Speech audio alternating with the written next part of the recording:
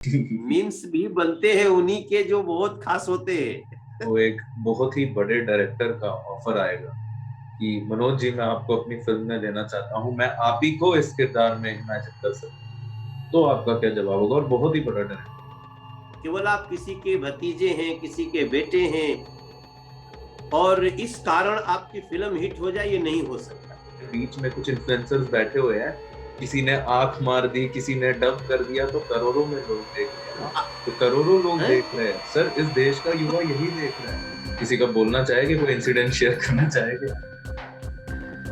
नहीं, मुझसे नाम मत आप बुलवाइए। देखो जी, कैसे वायरल होता है इस पे मत जाइए, हो गया बहुत अच्छी बात। एक अनबायस सा हमें एक इलेक्शन कमीशन बनाना चाहिए, लेकिन फिर भी जैसे अपोजिशन का कई बार होता है कि वो रिक्वेस्ट कर रहे हैं किसी चीज के लिए, लेकिन शायद इलेक्शन कमीशन सेंट्रल गवर्नमेंट के प्रेशर में आके उनकी रिक्वेस्ट ना माने।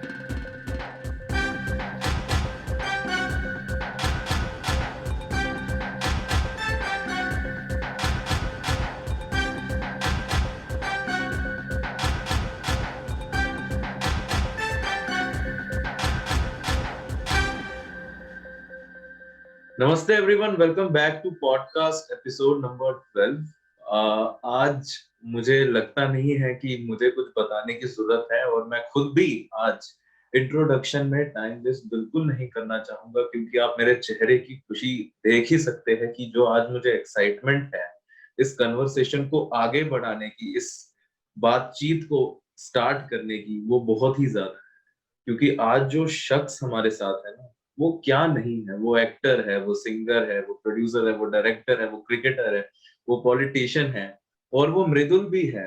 इन सब के साथ, इन सब के बावजूद, तो वो और कोई नहीं, हम सबके प्यारे दुलारे माननीय एमपी लोकसभा मनोज तिवारी सर हैं। Manoj sir, welcome to the podcast sir.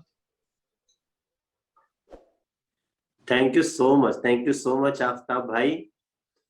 आपने जब से मेरे से इससे बात किया, तब से मैं भी चाह रहा था कि आपसे हमारी बातचीत हो, और थैंक गॉड हम लोग बातचीत शुरू कर चुके हैं। और जितने लोग हम लोगों को सुन रहे हैं, उन सभी लोगों को मैं अपनी तरफ से नमस्कार करता हूं।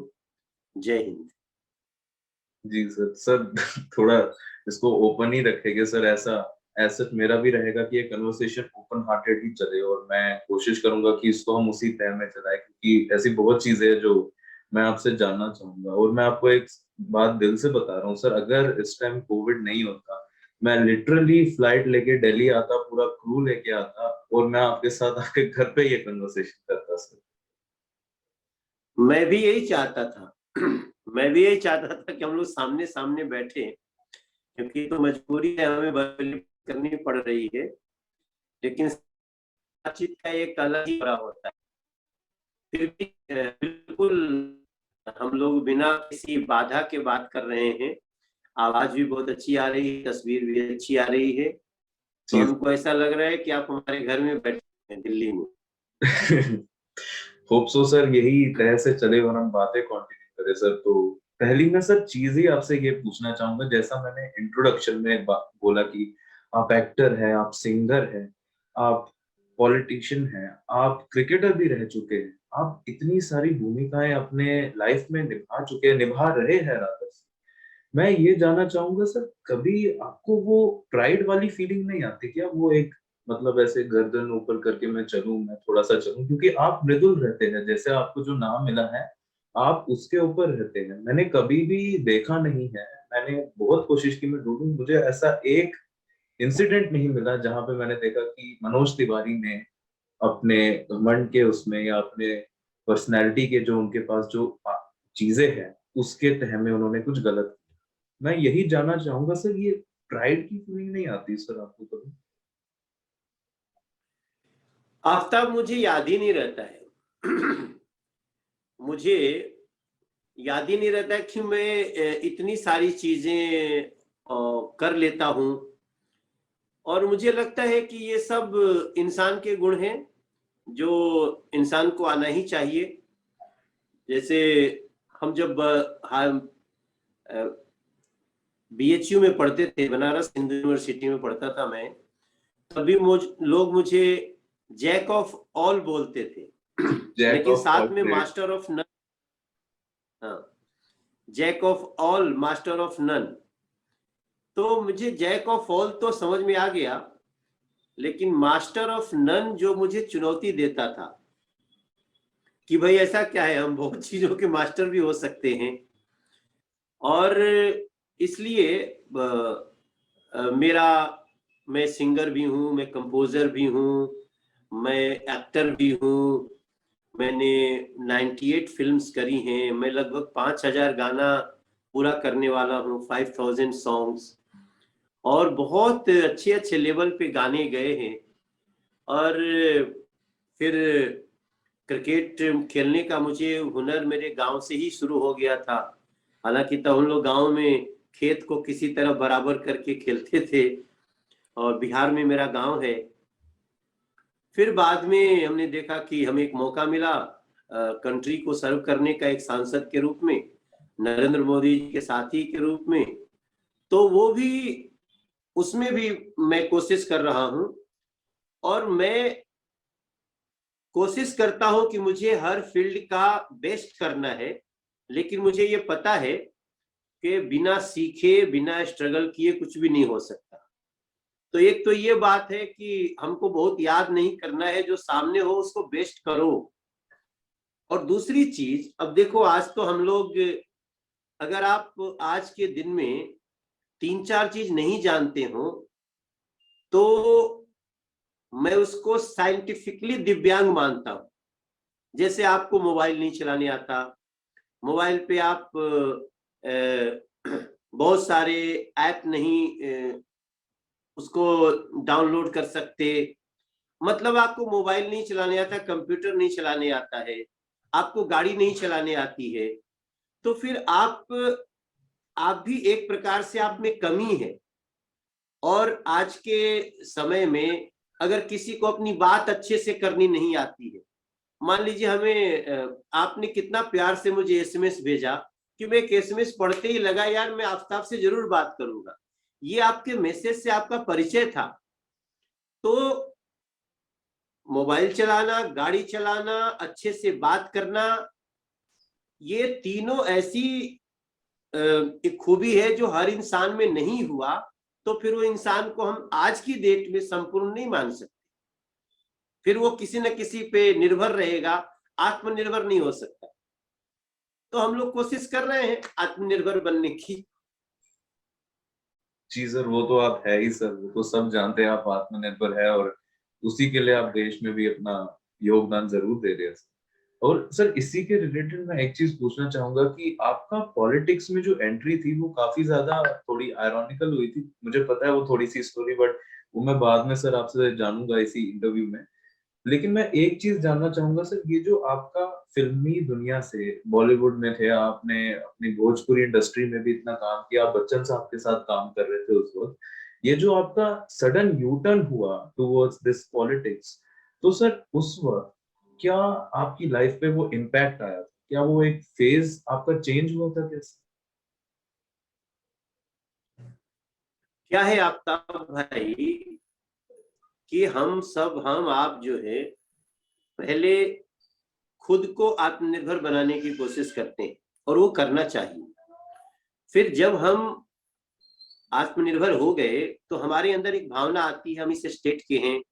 उसके पहले भावना आती है हम इस डिस्ट्रिक्ट के हैं, फिर हम इस स्टेट के हैं, फिर आती है हम इस कंट्री के हैं। तो क्या हम अपने कंट्री का नागरिक होने के नाते कुछ कंट्रीब्यूट कर सकते हैं? हम अपने अधिकारों की बात करते हैं हमेशा, लेकिन क्या हम थोड़ा कर्तव्यों की बात सोच सकते हैं? क्योंकि ये कंट्री किसी एक व्यक्ति का तो है नहीं, लेकिन कभी ना कभी इसको चलाना एक व्यक्ति को पड़ता है, चाहे स्टेट चलाए या कंट्री चलाए। तो क्या वो एक व्यक्ति ऐसा हो सकता है जो सबके लिए एक समान नजर रखता हो? तो ऐसी भावना मेरे अंदर 2009 में आई। आपको शायद पता हो न हो, कि 2000 में मुझे उत्तर प्रदेश में समाजवादी पार्टी से चुनाव लड़ाया गया। मैं गोरखपुर से, जो योगी आदित्यनाथ जी इसमें जो मुख्यमंत्री हैं, उन्हीं के खिलाफ समाजवादी पार्टी ने मुझे चुनाव लड़ाया। और मैं अनमने ढंग से, मैं तो स्टारडम में था ना, उन लोगों ने मुझे इसलिए चुना कि मैं एक पूर्वी भारत का सुपरस्टार था। अमिताभ बच्चन जी के साथ फिल्म कर रहा था, मिथुन चक्रवर्ती के साथ फिल्म कर रहा था, अजय देवगन के साथ कर रहा था और भोजपुरी कर रहा था। तो मुझे उन लोगों ने लड़ा दिया। अब वो चूंकि अमिताभ बच्चन जी के साथ फिल्म करते समय ही डिसीजन हुआ था, वो भी थोड़ा अमर सिंह जी के बहुत करीब होते थे, तो मैं वो डिसीजन मैं नहीं लिया, वो डिसीजन थोड़ा दबाव में हो गया कि नहीं तुम्हें चुनाव लड़ना है। तो मैं लड़ गया, ना चाहते हुए भी लड़ गया। आपकी अपनी इच्छा नहीं थी मतलब से? ना, बिल्कुल नहीं, बिल्कुल नहीं। मैं तो उस समय, उसी समय अमिताभ बच्चन जी के साथ फिल्म कर रहा था जब मैं अमर सिंह जी से मिला और उन्होंने मुझे चुनाव लड़ा दिया। तो चुनाव लड़ना एक बड़ी बात होती है, ये तो मुझे एहसास था। लेकिन मैं गोरखपुर से जा करके, वो भी एक बड़े प्रत्याशी थे, मतलब उनका बड़ा योगी आदित्यनाथ जी का उस समय भी बहुत बड़ा नाम था। तो हम कहे यार यहाँ से लड़ा दिए, तो फिर मुझे पहले ही लग गया कि ये तो ठीक नहीं है। लेकिन वो इस समय इतना एक इमोशनल प्रेशर था कि मैं चुनाव लड़ गया। जब लड़ने के बाद मैं जनता से मिलता हूं, तब मुझे पता चलता है यार ये पार्ट टाइम जॉब नहीं है। अगर इसमें आना है तो आपको फुल टाइम आना पड़ेगा। लोगों की जो एक्सपेक्टेशन है, जो समाज में जो लोगों को, गरीब लोगों के पास सरकार की योजना नहीं पहुंच रही है, ऊपर ऊपर बातें बहुत हो रही हैं, तो ये सारी चीजें मुझे 2009 में मेरे दिमाग में घर करने लगी। और वो अगले 4 साल में मैंने खुद निर्णय लिया कि यार मैं कितना दिन तक अपने लिए काम करूंगा, अपने लिए फिल्म करूंगा, अपने लिए पैसा कमाऊंगा, अपने, हमें क्या, हमको जिसने सुपरस्टार बनाया उनके बारे में सोचना चाहिए। और तब हमने 2012 में, जब प्रधानमंत्री के रूप में नरेंद्र मोदी जी का नाम आ रहा था, तो उनको मैं बहुत दिन से वॉच कर रहा था। मैंने दिल से डिसीजन लिया कि इस व्यक्ति को पीएम के लिए सपोर्ट करना चाहिए। तो मैंने नॉन पॉलिटिकली सपोर्ट किया। बाद में फिर पार्टी के लोगों ने मुझसे बोला कि आप पार्टी ज्वाइन कर लो। फिर मैं जानबूझ के योजना के साथ, मैंने कहा नहीं, इस आदमी के लिए मैं थोड़ा समय दूंगा, क्योंकि जीवन तो एक 80-90 साल का जीवन है, इसमें हम लोगों ने इतना कुछ अपने लिए कर लिया, let us do for society. क्योंकि हमको एक चीज ना, आफ्ताब आपको बता दूं, हमको बार बार लोग बोलते थे ना, आई हेट पॉलिटिक्स। तो मैं देखता था कि हमारे देश में जम्मू कश्मीर की समस्या, हमारे देश में नॉर्थ ईस्ट की समस्या, हमारे देश में गरीबों की समस्या, करप्शन की समस्या, इन सारी समस्याओं को जस का तस रखा जा रहा था। और लोग जीत भी रहे थे, आ भी रहे थे, जा भी रहे थे, और लोग बोलते थे आई हेट पॉलिटिक्स, और पॉलिटिक्स ही डिसाइड कर रही थी कि क्या होने वाला है। तो मेरे दिमाग में 2012 में आया कि no no no, politics, politician गंदे हो सकते हैं, पॉलिटिक्स गंदी नहीं हो सकती है, वी शुड कंट्रीब्यूट। और तब हम उसमें आए। और फिर पार्टी ने जहां से कहा, मैं तो दिल्ली में कभी बहुत ज्यादा रहा नहीं, दिल्ली से मुझे चुनाव लड़ाया गया और मैं फिर सांसद हो गया। और मैं देश जो है ना, देश कैसे चल रहा है, जिसे देश रूपी एक गाड़ी है ना, अब उसको बहुत करीब से देख रहा हूं और बहुत सेटिस्फाइड महसूस कर रहा हूं। सर, आप अभी जैसे आपने बीच में बोला कि देश की सेवा का आपके पास जुनून आ गया था वो 2009 के आसपास, फिर आपको ये भी रियलाइज हुआ कि अब जिसको एक बार देश की सेवा करनी है तो वो फिर उसे देश की ही सेवा करनी चाहिए, उसी पे फोकस रहना चाहिए। सर, आप अभी भी कई बार बॉलीवुड में अपने सिंग सॉन्ग्स निकालते हैं या मूवीज में अगर आपके रोल्स आते हैं तो वो भी हो रहे हैं, तो आप दोनों चीजों को कैसे मैनेज कर रहे हैं? और अब आप तो एक्टिव हैं पॉलिटिक्स में। आफ्ताब, आप देखिए, मैं हर महीने लगभग 2 फिल्में पूरी कर लेता था। पैरेलली 2 फिल्म पूरा करता था। 15-20 दिन में हम लोग की एक भोजपुरी फिल्म हो जाती थी। और अब मैं पिछले 7 साल से एक भी फिल्म नहीं किया, सिर्फ गाने गाता हूं। क्योंकि गाना गाना, आप जानते हैं, अगर आप तो देखते होंगे, गाना गाना एक 5 घंटे का काम है। एक गाना गाना हो ना, तो हम 2 घंटे में भी, 1 घंटे में भी गा के आ जाते हैं। तो उसके लिए हमारा बहुत लंबा समय नहीं लगता। तो ये जो पॉलिटिकली हम एक सांसद के रूप में सेवा कर रहे हैं, इसमें हमें सप्ताह में 2 दिन तो आसानी से मिल जाता है, लेकिन हमें सप्ताह भर अगर देना पड़े सिनेमा के लिए, तो फिर मैं इनजस्टिस करूंगा अपने सर्विस के साथ। तो इसीलिए आपने देखा होगा, मैंने 2014 के बाद एक भी फिल्म नहीं करी, मैंने छोड़ दिया। आज भी फिल्म के ऑफर आ रहे हैं, आज भी कहानियां आती हैं, लेकिन हमारे पास 25 दिन नहीं है कि मैं फिल्म को दे दूं। और अगर मैं बोलूं कि हर सप्ताह मुझे 2-2 दिन ले लो, तो प्रोड्यूसर बर्बाद हो जाएगा। लेकिन गाना गाने का काम वो 1 दिन में हो जाता है। 1 दिन में हम गाना भी गा देते हैं और वीडियो भी बना देते हैं। तो आपने देखा होगा 2014 के बाद हम गाना गाते रहते हैं, क्योंकि हमें अपना सोर्स ऑफ इनकम जीरो नहीं करना है, और हमें पॉलिटिक्स से नहीं कमाना है, हमें कमीशन पे नहीं जिंदा रहना है। हमारा हुनर है, हम सप्ताह में 2 दिन देते हैं, 1 दिन देते हैं, तो हमारा काम हो जाता है और मैं बहुत संतुष्ट महसूस कर रहा हूं। सर, अगर मान लेते कि कल को आपको एक बहुत ही बड़े डायरेक्टर का ऑफर आएगा कि मनोज जी, मैं आपको अपनी फिल्म में लेना चाहता हूं, मैं आप ही को इस किरदार में इमेजिन कर सकता हूं, तो आपका क्या जवाब होगा? और बहुत ही बड़ा डायरेक्टर। मैं नहीं करूंगा। मैं बहुत ऐसा ही व्यक्ति हूं। मैं मुझे अभी आप समझ लीजिए, विक्की कौशल जी की फिल्म थी। विक्की कौशल और एक बहुत फेमस एक्ट्रेस है उनकी, और बहुत फेमस डायरेक्टर जिसकी एक फिल्म है मिमी, बहुत हिट हुई है। उन्होंने मुझे एक बहुत बड़े रोल के लिए बोला, मैंने विनम्रता से ना कर दिया। हमारी आपका इंटरव्यू वो भी लोग भी सुनेंगे। तो विक्की कौशल के ठीक अपोजिट सामने पैरेलल एक बढ़िया रोल था, बट मैंने उसको ना कर दिया, क्योंकि मैं जानता हूं मैं इस समय क्या कर रहा हूं, और मैं इस समय जो कर रहा हूं उस पे हम किसी को भी अपने इस सर्विस से हट के 10 दिन लगातार नहीं दे सकते। सर, इसी के रिलेटेड एक और सवाल मेरे मन में आ गया अभी। ये बॉलीवुड की तो हम अभी बात कर ही रहे थे।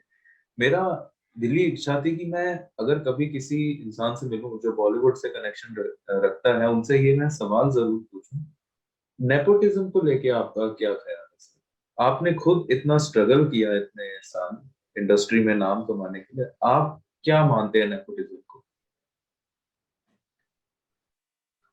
देखो जी आफ्ताब भाई, सिनेमा में नेपोटिज्म को लेकर के अगर कोई इसको गलत ठहराता है, तो मैं थोड़ा उसके पक्ष में नहीं रहता हूं। क्योंकि ये ऐसी चीज है कि आपको आर्ट होना ही चाहिए। केवल आप किसी के भतीजे हैं, किसी के बेटे हैं, और इस कारण आपकी फिल्म हिट हो जाए, ये नहीं हो सकता। और बहुत सारे, राजेंद्र कुमार जी इतने बड़े एक्टर थे, कुमार गौरव क्या बहुत बड़े, एक फिल्म आई फिर कहां चले गए। तो मैं नहीं मानता कि किसी को सिर्फ भाई भतीजा होने से उसकी फिल्म हिट हो सकती है। और अगर किसी के पास आर्ट है, तो किसी का बेटा हो, किसी की बेटी हो, मैं समझता हूं उसको भी तो मौका मिलने का अधिकार है। तो इसलिए हमारे पास बहुत कहा, देखो कि आपको पब्लिक देखने लगे, यूट्यूब का जमाना है, आप छोटा सा वीडियो डाल दीजिए, आप सुपर हिट हो सकते हैं।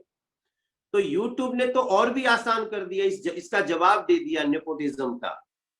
और अब देखिए ना, ऐसे ऐसे लोग स्टार बन जा रहे हैं जो अच्छा है उसने 5 मिनट की एक्टिंग की और किसी के गाने पे किसी गा दिया, वो भी सुपरस्टार बन जाता है। तो मैं अब इस नेपोटिज्म को गाली नहीं देना चाहता हूं, और मैं कभी भी नहीं दिया। मैं मानता हूं जिसके पास गुण होगा वो आराम से जनता उसको पसंद करेगी। सर आपने ये 5 मिनट वाला बोला, मुझे खुद भी याद आ गया। ऐसे कई हमारे बीच में कुछ इन्फ्लुएंसर्स बैठे हुए हैं, किसी ने आंख मार दी, किसी ने डब कर दिया, तो करोड़ों में लोग देख रहे हैं। आप क्या कहना हाँ चाहेंगे सर इसको? क्या क्या कहना चाहेंगे सर? भाई देखो, अब मान लो किसी कोई हमारी एक एक्ट्रेस थी, उसने एक आंख मारा, तो उसकी आंख मारने में वो अदा थी ना, वो अपील थी ना। अब वो अपील थी तो देश ने उसको पसंद कर लिया। नहीं तो कोई भी आंख मार दे तो कोई पसंद कर लेगा कोई भी। सर लोग तो देख रहे हैं ये सर, करोड़ों लोग है, देख रहे हैं सर, इस देश का युवा यही देख रहा है। मैं यही बात बोल रहा हूं कि जो यूट्यूब आज की जिंदगी दुनिया है, इसने सिद्ध कर दिया कि भैया नेपोटिज्म को गाली मत दो, आपको जैसे मौका मिलता है अपने को सिद्ध करिए। कोई नहीं रोक सकता टैलेंट को। अब कई बार ऐसा देखा जाता है कि टैलेंट तो है नहीं, लेकिन वो गाली देने में ज्यादा विश्वास करते हैं। तो ऐसे लोगों को क्या कर सकते हैं, उनका भी ईश्वर भला करे। आपके साथ तो सर ऐसे इंसिडेंट्स हुआ कभी क्या सर, आप जब इंडस्ट्री में थे? बहुत हुआ है, बहुत। सर किसी मैं का तो नाम ऐसे बोलना चाहेंगे सर आप? किसी का बोलना चाहेंगे, कोई इंसिडेंट शेयर करना चाहेंगे? नहीं, मुझसे नाम मत आप बुलवाइए, लेकिन मैं कई लोगों को जानता हूं जो गांव में जमीन बेच करके हीरो बनने आ गए। और वो बार बार बोलते थे कि हमको चांस नहीं मिलता, हमको चांस नहीं मिलता। लेकिन जब उन्होंने अपने पैसे से ही चांस लिया तो डब्बा हो गई फिल्म। तो फिर उनको जवाब मिल गया ना कि देखो भाई, राजनीति में भाई भतीजावाद होता है, दैट इज डेंजरस। क्योंकि वहां तो भाई एक विचारधारा चल गई एक पार्टी ने कि जिसको भी बना लिया, पार्टी को पसंद करती है जनता, तो पार्टी को वोट दे दिया। बाद में कोई शिकायत कर सकता है कि इसने तो जबरदस्ती अपने को जितवा लिया, कैंडिडेट बना लिया। बट ये चीज फिल्म में हम नहीं मान सकते। हाँ, फिल्म में एक चीज है, जैसे कोई बढ़ता हुआ सितारा है, उसको रोकने के लिए कई बार बॉलीवुड या ये संस्थान जो है कुचक्र रचता है, उसके रास्ते को रोकने के लिए साजिशें होती हैं। That is very bad. अगर इसमें कोई नेपोटिज्म आए कि हम अपने बेटे को हिट कराने के लिए दूसरे के बेटे को रोकना चाहते थे, क्रश करना चाहते थे, तो वो एक समस्या बॉलीवुड के साथ है, और उस पर बॉलीवुड को स्वयं विचार करना चाहिए। जी सर, सर वैसे ये सवाल नहीं है, लेकिन ये मेरी रिक्वेस्ट थी एक्चुअली। ये मैं मेरे मन में था कि अगर मैं कभी आपसे मिलने का मौका मिलेगा, ये मैं बोलूं। सर आपका एक गाना है रिंकी आके पापा, बहुत ही फेमस सॉन्ग है सर। अगर ये हो सकता, अगर आप उसकी 2 लाइनें वो गा देते सर, मैं सच में सर, अगर आप चाहे सर, अगर आप विलिंग है। आफ्ताब, आपके लिए और आपके सभी श्रोताओं के लिए। जी सर, मैं इसको रिकॉर्ड जरूर करूंगा। मार देली, जी चट देनी मार देली खींच के तमाचा, ही हंस देले। चट देनी मार देली खींच के तमाचा, ही हंस देल रिंकिया के पापा, ही हंस देल रिंकिया के पापा, ही हंस देले। जवन वो करमान करे कह देले साफा, ही हंस दे रिंकिया के पापा, ही। मैं इस गाने को बहुत इंजॉय करता हूं, क्योंकि ये गाना मैंने लिखा भी है, कंपोज भी किया है, गाया भी है, और सैकड़ों मिलियन लोगों ने इसको देखा। और इसमें हमने जो पुराने रीत रिवाज है ना, उस पे चोट की है। उसमें बहुत सारी ऐसी चीजें हैं जो पहले बड़े भाई की, बड़े भाई से छोटे भाई की पत्नी का टच नहीं होना चाहिए। हमने कहा यार ये क्या है, तो सब बच्चे के समान है। तो कई सारे अंधविश्वास थे, कुरीतियां थी, उन पर मैंने चोट करने की कोशिश की कि भाई औरत ही क्यों बच्चा खिलाएगी, पति भी खिला सकता है। तो ये सारी हंसते मुस्कुराते बातें हो रही थी। इसको देश ने, दुनिया ने बहुत अच्छे से एक्सेप्ट किया। लेकिन सर एक चीज थी इसमें, मैं ये पूछना चाहूंगा, रिंकिया के पापा जब शुरुआती दिनों में आया था तो उस हाँ, पे उतने शायद व्यूज नहीं आए थे, मीम्स कुछ बने थे, उसके बाद बहुत ही ज्यादा लोगों ने देखा। तो सर आप एज अ क्रिएटर, कंपोजर भी थे, सिंगर भी थे, आपको कई बार बुरा नहीं लगा कि जो मैंने अपनी मेहनत से एक गाना बनाया वो मीम्स के थ्रू वायरल हुआ? देखो जी, कैसे वायरल होता है इस पे मत जाइए, हो गया बहुत अच्छी बात है। ये भी किस्मत की बात होती है। आप देखिए, बहुत सारी फिल्मों को जानबूझ के विवाद में लाया जाता है। आफ्ताब, ऐसा होता है ना देश में। जी सर, होता है। निगेटिव पब्लिसिटी भी कई बार बहुत बड़ी पब्लिसिटी हो जाती है। हालांकि ये रिंकिया के पापा निश्चित रूप से जब मैं गाया तब भी हिट था, लेकिन तब वो अपनों में हिट था। अपनों मीन्स की जो भोजपुरी के लोग थे उनमें हिट था। लेकिन जब वो, अब देखो, जब ये गाना आया तो उस समय तो व्यूज नहीं आ रहे थे, उस समय यूट्यूब नहीं था, हम्म। तो हमें तो पता ही नहीं कितने लोगों ने देखा। हम्म। हिट तो ये तब भी था। तो मुझे लगता था कि जब ये एल्बम आया था तो कैसेट बनती थी, कैसेट। और कैसेट उस समय हमको कंपनी बताती थी कि 10 लाख से ज्यादा कैसेट बिका है। अब 10 लाख कैसेट, आप समझिए, एक एक कैसेट 35-35 रुपए का बिकता था। तो उसका व्यूज 35 दहा में, मतलब समझ लीजिए कि 3.5 करोड़ लोग हो गए ना। हम्म। 35 लाख इंटू 10, हम्म। साढ़े तो तीन करोड़ 3.5 करोड़ हो गए। तो 3.5 करोड़ कैसेट से पैसा आना, और आज की डेट में तो आपके 100 मिलियन आते हैं तो मुश्किल से आपको 10 लाख रुपया मिलता है। तो ये बहुत सारी चीजें ऐसी हैं जो तब व्यूज नहीं थे, मगर एक एक कैसेट को 20-20 लोग सुनते थे। तो ये सब कुल मिला के देखेंगे तो वो तब भी बड़ा सुपर हिट था। हाँ, जब ये यूट्यूब की दुनिया आई, व्यूज की दुनिया आई, तो उन लोगों ने भी सुन लिया। और मीम्स ने बहुत, कई बार मीम्स बहुत काम करते हैं। मीम्स भी बनते हैं उन्हीं के जो बहुत खास होते हैं। आप अपने मीम्स एंजॉय करते हैं सर, जब आपको कोई अपना मीम भेज? बहुत बहुत इंजॉय ऑफेंड करता नहीं हूँ होते हैं सर मैं आप? तो। कभी नहीं। आप देखो, मीम्स किसका बनेगा। हाँ, बस ये देखता हूं कि ये जो मीम्स बना है इसमें कहीं मैंने कोई गलत काम तो नहीं किया। हम्म। उसमें सावधान रहना चाहिए लोगों को। हमने किसी को गाली तो नहीं दी, हमें दे रहे हैं लोग, हमें हमारा मीम बना रहे हैं, मजे ले रहे हैं। Let them enjoy.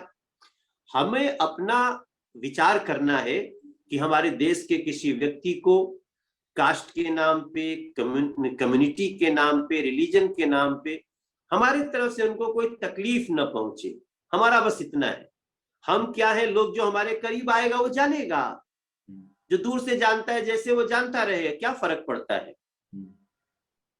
सर अब मैं थोड़ा सा एक पॉलिटिक्स की तरफ जाना चाहूंगा। हम ऐसे ही अभी बॉलीवुड की काफी बातें कर चुके हैं, तो जी मैं जी। एक सवाल पूछना चाहूंगा सर। अभी इलेक्शन का माहौल है 5 स्टेटों में, तो हाँ, वहां पे अभी इस टाइम इलेक्शन का माहौल है, और हर बार जब भी इलेक्शन का माहौल होता है, सिर्फ इसी बार नहीं, एक चीज पे हाँ, आपका हर बार सवाल आता है, मतलब लोगों का आता है, वो है इलेक्शन कमीशन। इलेक्शन कमीशन के सिलेक्शन को लेके सर हमेशा कंट्रोवर्सी रहती है। There is always some controversy कि ये सिलेक्ट ऐसे क्यों किया है, सेंट्रल गवर्नमेंट क्यों सिलेक्ट कर रही है, बाकी सबको क्यों कंसल्ट नहीं कर रहे हैं। मैं सर एक राय इसमें आपकी जानना चाहूंगा कि आपको नहीं लगता कि सर सेंट्रल गवर्नमेंट को भी इन्वॉल्व करके, लीडर ऑफ अपोजिशन को भी इन्वॉल्व करके, और चीफ जस्टिस को भी इन्वॉल्व करके एक अनबायस सा हमें एक इलेक्शन कमीशन बनाना चाहिए?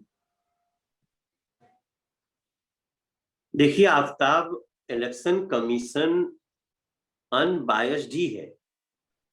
जैसे आपने अभी 3 बात कही ना कि चीफ जस्टिस को, सेंट्रल गवर्नमेंट को और एक अपोजिशन को।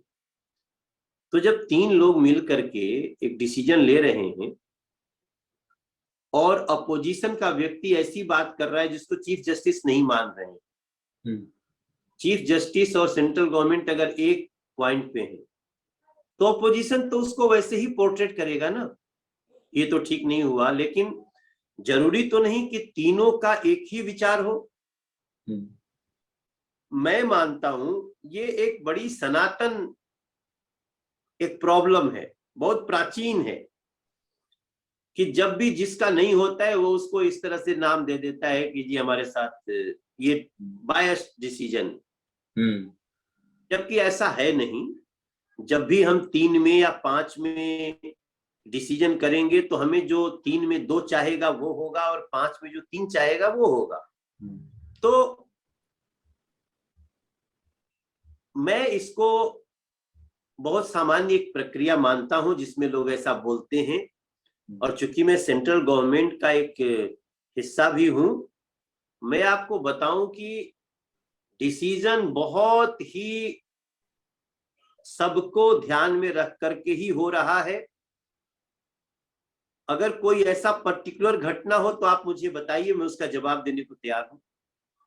पर्टिकुलर घटनाएं तो सर काफी होती है, मैं कितनी आपको एग्जांपल्स दूं, लेकिन फिर भी जैसे अपोजिशन का कई बार होता है कि वो रिक्वेस्ट कर रहे हैं किसी चीज के लिए, लेकिन शायद इलेक्शन कमीशन सेंट्रल गवर्नमेंट के प्रेशर में आके उनकी रिक्वेस्ट ना माने।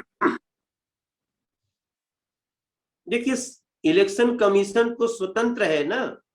जो इलेक्शन कमीशन का आयुक्त कमिश्नर बन गया है उसको उसके टर्म तक कोई नहीं हटा सकता।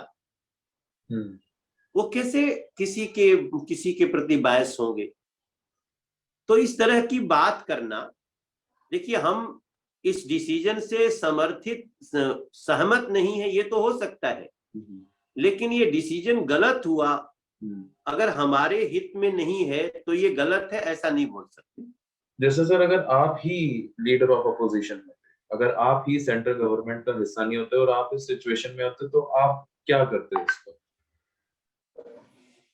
देखो जी, मैंने बोला ना कि जो भी अपोजिशन में होता है वो अक्सर असंतुष्टि रहता है। आप भी असंतुष्ट रहते सर?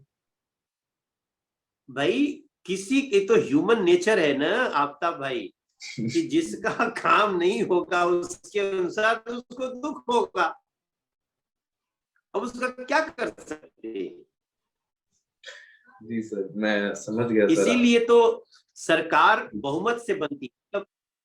वो ये बहुत सामान्य इशू है। देखो कई बार अपोजिशन को कोई अच्छा काम भी हो रहा है तो वो कैसे स्वीकार करेगा? उसको लगेगा यार हम तो कर नहीं पाए, ये सरकार कर रही है, तो हम उसका संतुष्टि दिखाएंगे ना। हम संतुष्टि दिखा लेंगे तो फिर अगली बार जनता कहेगी कि भाई वो बहुत अच्छा काम करते हैं, हम उन्हीं को वोट देंगे। तो इसलिए कई रणनीति होती है अपोजिशन की जिसमें वो नाखुशी जाहिर करते हैं और वो एक भ्रम फैलाने की कोशिश करते हैं कि देखो जी हमारे अनुसार नहीं हो रहा। सर आपका कोई फेवरेट पॉलिटिशियन है सर अपोजिशन, जो आपको लगता है कि ये सही इंसान है? देखिए आफ्ताब भाई ना, ये बहुत ही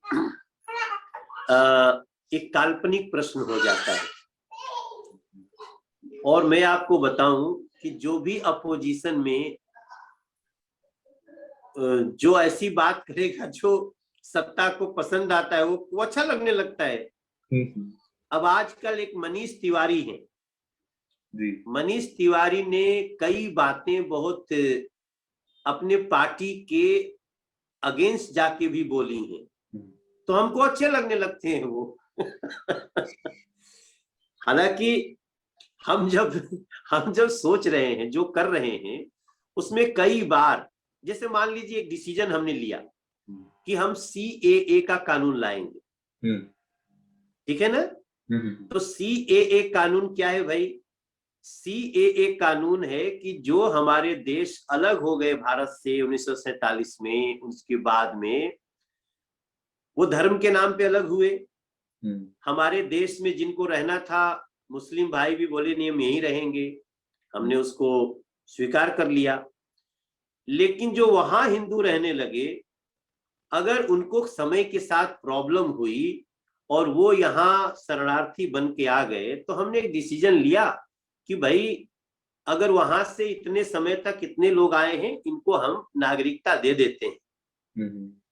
अब इसका कांग्रेस अगर प्रचार करे कि अरे ये तो मुसलमानों के विरोधी है, तो भाई हमारा जो भारत का मुसलमान है वो तो हमारा हृदय है, हमारा भाई है, हमारी जनता है। उसके मन को आप जितना भी खराब करने की कोशिश करें, हम उससे अलग नहीं है, वो हमारा है, वो देश का है तो हमारा है। हम बात कर रहे हैं दूसरे देशों से आने वाले लोगों की, तो उसमें जब कांग्रेस गलत बात करने लगी, अगर कांग्रेस का ही कोई बात बोले यार ये ठीक नहीं है, ये तो नरेंद्र मोदी सरकार अच्छा डिसीजन कर रही है क्योंकि हमारे देश में कितने लोग आ सकते हैं, तो हमें तो सत्ता को वो आदमी अच्छा लगेगा ना जो उधर से हमारी बात को तवज्जो दिया। तो मैं समझता हूं ये सारी जो काल्पनिक सवाल है, आज आप देखते होंगे कि टीवी पे डिस्कशन हो रहा है, एक समाजवादी पार्टी का बैठा है, एक बसपा का बैठा है, एक ओवैसी पार्टी बैठा है, एक भाजपा का बैठा है। अब आप क्या अपेक्षा करते हैं? सपा का व्यक्ति कभी भाजपा के समर्थन में बात करेगा, बसपा वाला कभी सपा के समर्थन में बात करेगा। वो निश्चित है कि वो प्रश्न पे क्या बोलेगा। फिर भी हम डिस्कशन चला रहे हैं, फिर भी हमारा 1 घंटे का हल्ला बोल चलता है। तो मैं समझता हूं कई चीजों में अब देश को समझ में आ रहा है। हाँ, इस सारे बहस में जनता को डिसाइड करना पड़ता है, डेटा सही हो। और मैं आपको बताऊं, मैं एक कलाकार हूं आफ्ताब, फिर भी बीजेपी के साथ खड़ा हूं। इसलिए खड़ा हूं कि बीजेपी की सोच पूरी तरह से लोकतांत्रिक है। एक ऐसी पार्टी है जिसका एक परिवार मालिक नहीं है।